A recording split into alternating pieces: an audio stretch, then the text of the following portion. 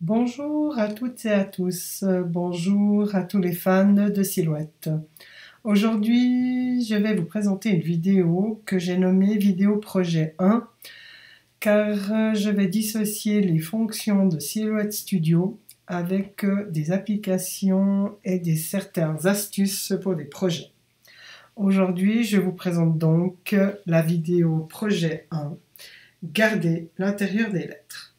Trop souvent, je vois des projets de cartes, de boîtes, de tags avec des lettres, des textes et dont les parties intérieures se sont perdues à la découpe.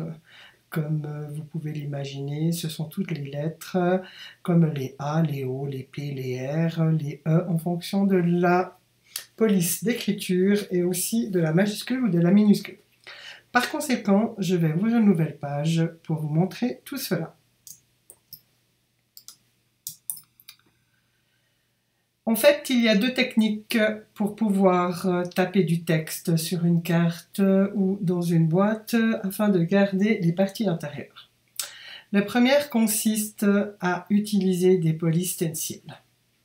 Je vais donc venir ici dans ces formes présentées par Silhouette Studio. Je vais choisir le rectangle et tracer une forme qui peut correspondre à une carte. Ensuite, je vais choisir la fonction A, texte, et je vais y taper en majuscule mon prénom ainsi qu'en minuscule. Je vais centrer tout cela.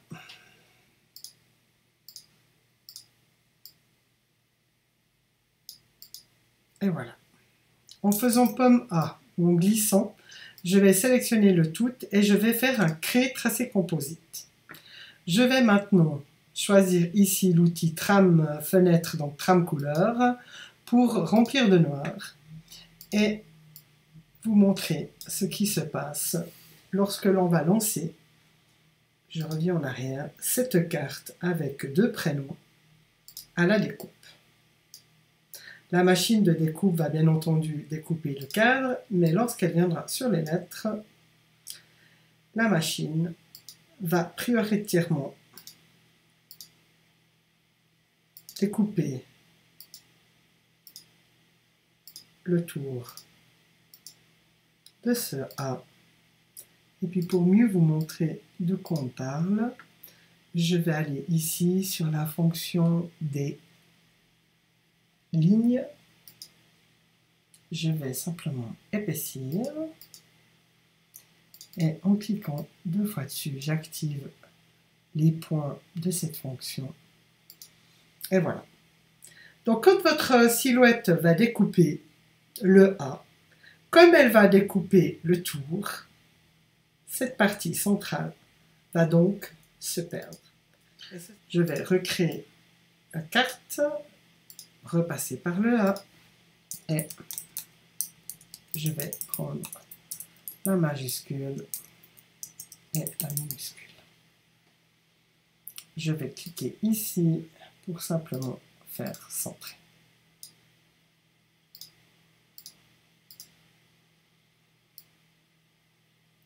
Je vais me rapprocher afin que vous puissiez voir en fait ce qui va se passer. Je vais d'ailleurs remplir mes lettres de couleur et je vais, si c'est possible, les mettre ici en gras. Voilà. Je vais même me rapprocher encore un peu plus afin que vous voyez vraiment bien ce qui va se passer. Donc, deux techniques. La première, c'est de choisir des polices que l'on trouve sur dafont.com qui s'appellent Stencil. Ici, j'ai deux polices qui s'appellent Stencil ou dans cette configuration. Et on voit ici que j'ai tout de suite cette police qui s'appelle Stencilable qui s'active et qui me crée donc ma police nécessaire pour garder les A et le E ici. Pourquoi? Tout simplement parce qu'en fait, il y a une rattache avec cette partie intérieure. Elle va donc rester attachée à la partie extérieure qui est ici.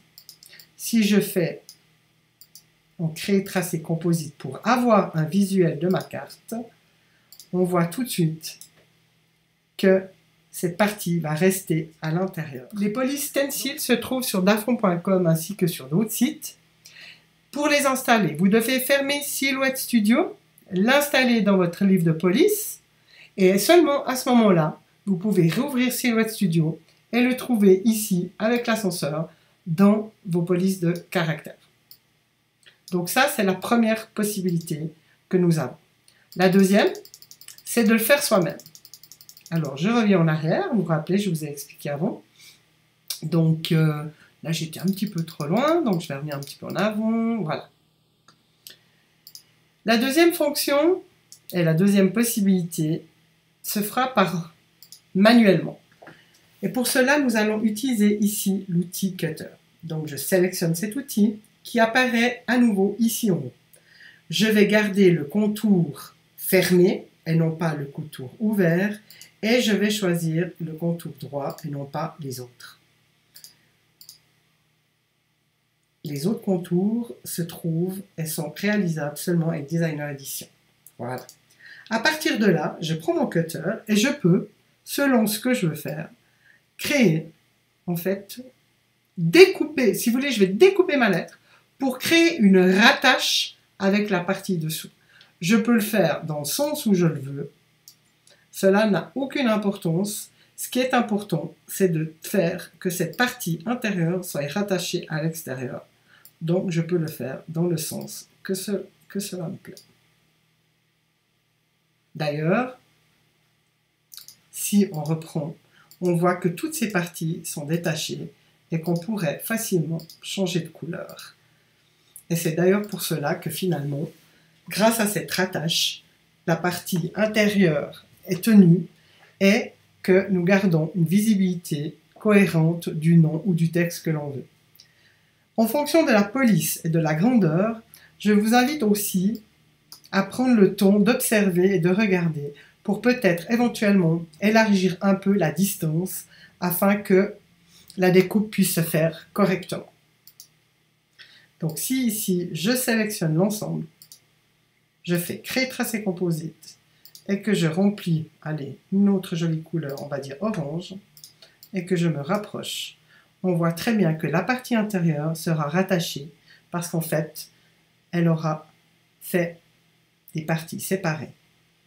Et ce que nous avons créé, finalement, ce n'est que tout simplement un pochoir. Voilà.